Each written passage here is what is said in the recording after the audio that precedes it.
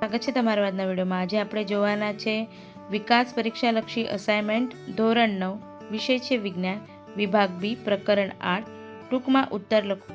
આ પ્રકરણ 8માં જે પ્રશ્નો છે એ પ્રકરણ 9માંથી પણ લીધેલા છે।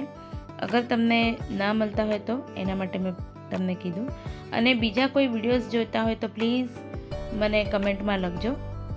તો ચલો શરૂ કરીએ। પહેલું છે નીચે આપેલા પ્રશ્ન માગ્યા મુજબ ટૂંકમાં ઉત્તર લખો। પ્રત્યેકના 2 ગુણ છે। પહેલું જોઈએ તફાવત વેગ અને વેગમાન। તો વેગની તફાવત પહેલાં આપણે જોઈએ કે પદાર્થો એકમ સમયમાં કરેલા સ્થાનાંતરને પદાર્થનો વેગ કહે છે। પછી એના પછી છે વેગ સ્થાનાંતર ભાગ્યા સમય, એનું સૂત્ર છે।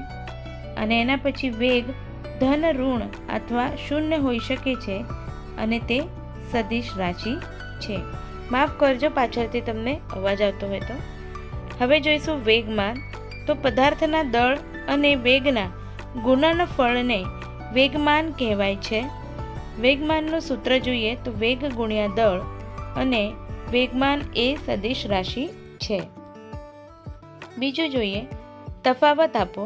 ન્યૂટનની ગતિનો પહેલો નિયમ અને ન્યૂટનની ગતિનો બીજો નિયમ। પહેલું જોઈએ ન્યૂટનની ગતિનો પ્રથમ નિયમ। જ્યાં સુધી કોઈ પદાર્થ પર અસંતુલિત બાહ્ય બળ ન લાગે ત્યાં સુધી તે પદાર્થ સ્થિર અવસ્થામાં હોય તો સ્થિર અવસ્થામાં જ રહે છે, અને અચળ વેગથી ફરતો હોય પદાર્થ પોતાની અચળ વેગથી ચાલુ રહે છે। બીજું જોઈએ ગતિનો પહેલો નિયમ બળ અને જડત્વની વ્યાખ્યા આપો। ન્યૂટનની ગતિનો બીજો નિયમ કોઈ પદાર્થના વેગમાનમાં થતા ફેરફારનો સમય દર તેના પર લાગતા અસંતુલિત બળ જેટલો અને બળની દિશામાં હોય છે। બીજો નિયમ એ બળનું માપ અને વેગમાનની વ્યાખ્યા આપે છે। ત્રીજું પદાર્થની પ્રવેગી ગતિ થવા માટે તેના પર બાહ્ય બળ લાગવું જરૂરી છે એ સમજાવો। જવાબ જોઈએ। હવે કોઈ પણ પદાર્થને ગતિશીલ રહેવા માટે તેના પર કોઈ અસંતુલિત બળ સતત લાગતું રહેવું જોઈએ। ઉદાહરણાર્થ તરીકે જોઈએ તો સાયકલ ચલાવતી વખતે સાયકલ સવાર પેન્ડલ મારતો હોય છે, પણ જો તે પેન્ડલ મારવાનું બંધ કરે તો સાયકલની ગતિ ધીમી પડે છે, કારણ કે ઘર્ષણ બળ ગતિની વિરુદ્ધ દિશામાં લાગે છે। જો સાયકલની ગતિ ચાલુ રાખવી હોય તો સાયકલ સવારે ફરીથી પેન્ડલ મારવાનું ચાલુ કરવું પડે।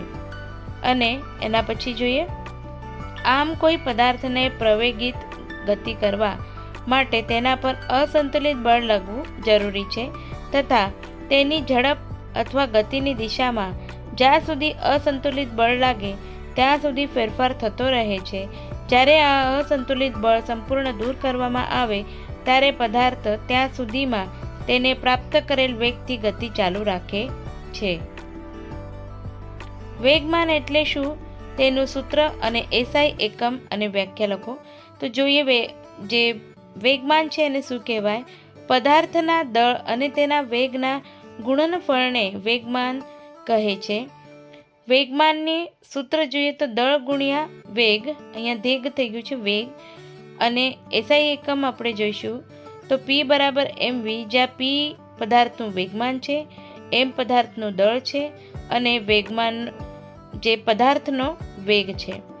વેગમાનનો એસઆઈ એકમ કિલોગ્રામ મીટર ઓબ્લિક સેકન્ડ, જેમાં CGS એકમ વેગમાનની સદિશ રાશિ છે અને તેની દિશા એ વેગની દિશા છે। વૈજ્ઞાનિક કારણ આપો। ગતિમાન બસમાંથી એકાએક ઉતરતા પડી જવાય છે।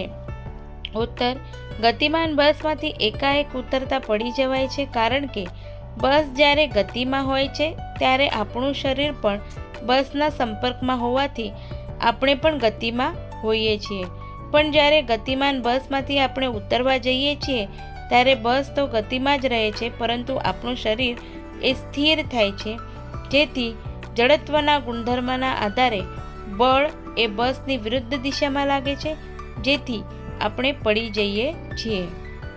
એના પછી બીજું કારણ જોઈએ, વાહનના ટાયરો ખરબચડા બનાવવામાં આવે છે. વાહનોના ટાયરો ખરબચડા બનાવવામાં આવે છે કારણ કે વાહનોના ટાયર અને રસ્તા વચ્ચે યોગ્ય ઘર્ષણ બળ લાગવું જરૂરી છે. જો ખરબચડા ટાયર ન હોય તો વાહન રસ્તા પર સ્લીપ થવાની સંભાવના ખૂબ વધી જાય છે. તેથી વાહનોના ટાયર અને રસ્તા વચ્ચે ઘર્ષણ બળ વધારવા માટે વાહનોના ટાયર ખરબચડા બનાવવામાં આવે છે. એના પછી જોઈએ સંતુલિત બળ અને અસંતુલિત બળ વિશે સમજાવો.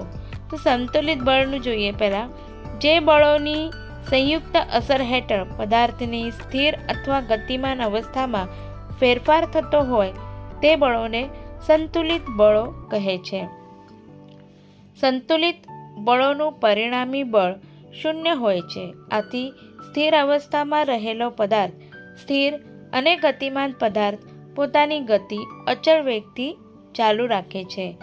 જો અલગ અલગ મૂલ્યના બે પરસ્પર વિરુદ્ધ દિશામાં લાગતા બળો વડે બ્લોકને ખેંચવામાં આવે તો બ્લોક વધારે મૂલ્ય ધરાવતા બળની દિશામાં ગતિ કરવાની શરૂઆત કરે છે. અહીં બે બળો સંતુલિત નથી અને આ અસંતુલિત બળોનું પરિણામી બળ ગતિની દિશામાં કાર્યરત હોય છે. હવે આપણે અસંતુલિત બળ વિશે જોઈએ કે જે બળોની સંયુક્ત અસર હેઠળ સ્થિર અવસ્થામાં રહેલો પદાર્થ ગતિમાન અવસ્થામાં આવે અથવા ગતિમાન અવસ્થામાં રહેલા પદાર્થના વેગમાં એટલે કે તેની ઝડપમાં કે દિશામાં કે બંનેમાં ફેરફાર થાય તો તેવા બળોને અસંતુલિત બળો કહે છે. અસંતુલિત બળોનું પરિણામી બળ શૂન્યતર હોય છે. આઠમું જોઈએ જડત્વ એટલે શું, તેના પ્રકાર કેટલા અને કયા કયા. ઉત્તર છે પદાર્થ પર જ્યાં સુધી અસંતુલિત બાહ્ય બળો ન લાગે ત્યાં સુધી પદાર્થ પોતાની સ્થિર કે અચળ વેગી અવસ્થા જાળવી રાખવાનો પ્રયત્ન કરે છે. આ પદાર્થના ગુણધર્મને પદાર્થનું જડત્વ કહે છે. દરેક પદાર્થ પોતાની ગતિની અવસ્થામાં જ પરિવર્તનોનો વિરોધ કરે છે. કોઈ વસ્તુની સ્થિર અવસ્થામાં રહેવાની કે અચળ વેગથી ગતિમાં રહેવાની પ્રકૃતિને જડત્વ કહે છે. આ કારણથી ન્યૂટનના ગતિના પ્રથમ નિયમને જડત્વનો નિયમ પણ કહે છે. જડત્વના 3 પ્રકાર છે. પહેલું સ્થિર સ્થિતિનું જડત્વ, બીજું ગતિનું જડત્વ અને ત્રીજું દિશાનું જડત્વ. 9મું જોઈએ નીચેના પૈકી કોણ વધુ છે, સાયકલ અને ટ્રેન, 5 રૂપિયાનો સિક્કો અને 1 રૂપિયાનો સિક્કો. તો અહીંયા તમારે જડત્વ કોનું વધારે છે એ પ્રશ્ન છે. તો જોઈએ કોઈ પદાર્થનું દ્રવ્યમાન તેના જડત્વનું માપ છે. આપેલા જુદા જુદા પદાર્થોમાંથી જે પદાર્થનું દળ વધુ હોય તેનું જડત્વ વધારે હોય છે. જેમ કે પહેલામાં તમને જોવા મળશે કે ટ્રેન અને બીજામાં 5 રૂપિયા. છેલ્લું છે બળનો આઘાત એટલે શું, તેનો સૂત્ર અને એકમ જણાવો. બળ અને તેને લાગતું હોય તે દરમિયાન સમયગાળાને બળનો આઘાત કહેવાય છે. બળનો આઘાત બરાબર બળ ગુણ્યા સમય. બળના આઘાતનો એકમ NS છે. તો અગર બાળ મિત્રો તમને મારો વિડીયો સારો લાગ્યો તો પ્લીઝ લાઇક, શેર અને સબસ્ક્રાઈબ જરૂરથી કરજો. તો મળીએ નેક્સ્ટ વિડીયોમાં. Thank you.